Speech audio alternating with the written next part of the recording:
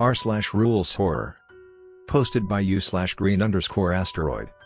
What to do if you leave something in the field? So, you read through the first set of rules, or perhaps you didn't, although that's not really my problem, and even after that you still broke one of the rules and left something behind. Perhaps your phone fell out of your pocket and you didn't realize, or you couldn't be bothered to take a piece of rubbish to the nearest bin. Regardless of what you left or how connected to it you broke the rule and for some reason chose to stay and fight the consequences, a horrible idea in my opinion. Hopefully the rules enclosed will help you to survive, although of course given your previous track record of following rules that's not looking too likely. Either way, my job is to try and save you from your own stupidity, and also the entities, so I suppose that's what I'll try to do. There will be general rules and rules specific to certain days, so just do your best to keep up. General rules. 1. Don't leave your house under any circumstances. Keep all your doors locked and make sure you stay indoors no matter what. You'll find yourself desperate to leave after the first few days, but make sure you don't until you can be sure it's all over. 2. This whole ordeal will only last a week.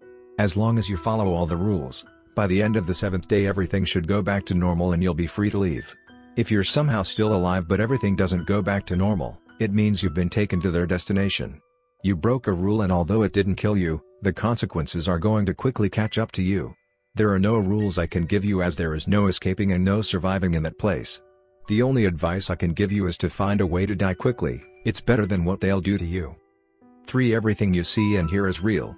To explain it in simple terms, the line between what's real and what's simply a trick of the mind has been severely weakened. So if that pile of clothes you carelessly left on a chair starts to resemble something more sinister in the dark, that's because it is.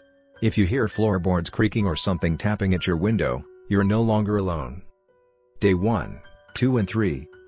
These are the easiest days to survive, but of course you still have to be careful. 1. Lock all of the doors, windows and any other potential entrances. Barricade the doors and put something across windows, e.g., wooden planks or iron bars, to make sure that even if the glass is broken entry is almost impossible. 2. Check how much food you have in your house and move it to a room you will be using as a safe room. This can be any room, just make sure it's difficult to get into. A room without windows that you can lock yourself in would be preferable. 3. You will hear the voices of living friends and family behind any locked door, don't open it no matter what.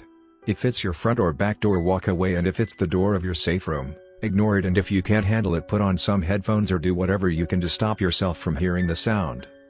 4. Make sure to be asleep by midnight, you don't want to be awake to see or hear what's happening outside. Day 4. 1. This is the day where the freaky stuff starts happening, make sure to prepare yourself. If you don't think you can handle it, lock yourself in your safe room and try to sleep through the next few days, you better hope you aren't found while sleeping.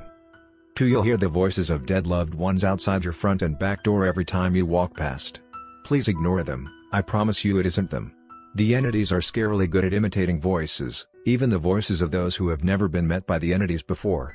If you open the door to them, you'll be dragged into their world and be clawed into tiny little pieces. Then they'll take a fragment of your soul and use it to make you into one of them, which I can assure you isn't something you want. So for the love of God, keep the door shut. 3. You'll begin to see shadows in the corners of your vision, try not to acknowledge them. They'll only become hostile if you pay them any sort of attention. Just pretend you don't see them.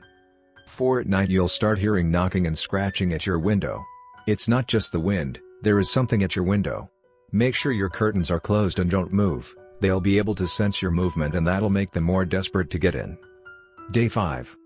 1. Check the locks on all your windows and be quick about it.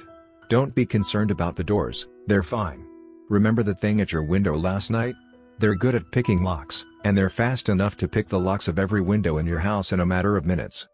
2. In the event that you find an open window, go to your safe room and hide there until the end of your 7 days. Something is hiding somewhere in your house, you don't want to accidentally find it, better hope it isn't in your safe room. 3. Don't think too much. Don't think about what could have possibly picked the locks and is now in your house, don't question why it doesn't pick the locks on doors and don't try and figure out where it could be. Too much thinking can drive you mad, and you're going to need your sanity. 4. Don't look up. There's nothing on your ceiling, I promise. Don't look up. 5. Before you go to bed tonight, sprinkle salt on every windowsill and every doorway. This is crucial, you don't want them to get you while you sleep, do you? 6. Put flour around your house, You'll understand why in the morning. 7. Be asleep before 10, they're going to start coming earlier now. Day 6. 1. Don't try and turn any lights on today, your electricity will have stopped working overnight. Don't ask why.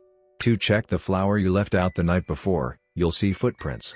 Both human and animals' footprints are normal. Make sure you don't go in the same direction as those footprints, the entities will still be there and there's more of them than it seems.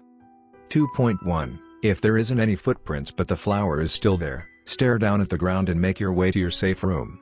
Don't look up, ignore the whispering all around you and the clawing feeling at your neck. You're not hallucinating, there is something above you scratching at your neck and there are voices whispering at you. Just keep going and don't stop. Don't leave your safe room. 2.2. If the flower is gone or the footprints are too big to belong to any creature that could even be similar to anything from our plane of existence, something else has taken interest in you, something even the entities fear. Look up at the ceiling, let her take you.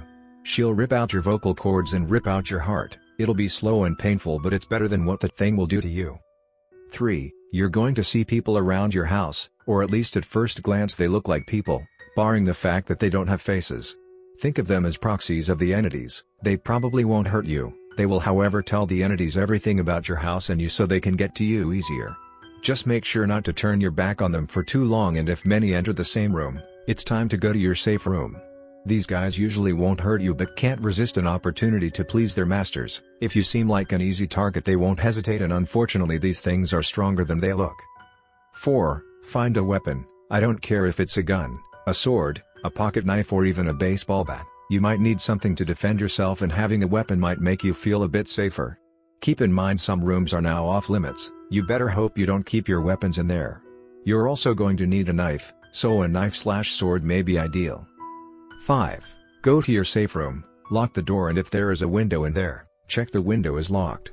Cover the window with something so you can't be seen from the outside, you don't want them finding you in the night. 6. Check the room for entities, remember not to look up, if the faceless ones are there, kill them. Those things are like a beacon for other entities to find you and won't hesitate to kill you in your sleep. If the shadow men are there, ignore them. They probably won't hurt you and will be gone by the morning. If there is any other entity in there, you can try to kill it but it is more likely that whatever is there will kill you first.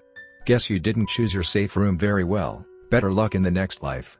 7. Once you are sure no other entities are in the room, go to sleep. I'd recommend going to sleep before dark, I hope you're a heavy sleeper because otherwise you're not going to be getting much sleep tonight. 8. Ignore the screams. The final day. 1. When you wake up, say a prayer to whatever deities you believe are out there. They aren't listening, but it might be a comforting thought to think that they are. 2. Your house is going to be very dark and it's going to seem like your house is slowly filling with fog. Your house is beginning to become a part of their world. 3. Try not to inhale the fog, it isn't good for your respiratory system. You don't want to know what chemicals are in the fog. 4. Listen to the banging at the door and the screams of the damned, you did this to yourself. You should have been more careful. 5. Accept your fate. You will likely die, but it's nice to think otherwise, right? 6. A body part will be needed to bribe the entities, you didn't think you'd get off without being injured did you? Bigger sacrifices make survival more likely, not considering potential death by blood loss, you can choose which body part to give away. 7. Open the door to your safe room, the entities will all be outside. Throw them the body part. Watch them feast upon it. That'll be you soon enough. 8. Kneel down before them. Pray. Accept your fate. 9. The entities will determine whether you are worthy. They will either kill you on the spot, a merciful ending, take you to their realm or allow your life to go back to normality. 10. If they do live, seek medical attention immediately. You don't want to bleed out, do you? 11. Never return to the field. You will die upon entry. 12. Accept that your life will be haunted from this point onwards and accept that in the afterlife you will likely be damned to some sort of hell.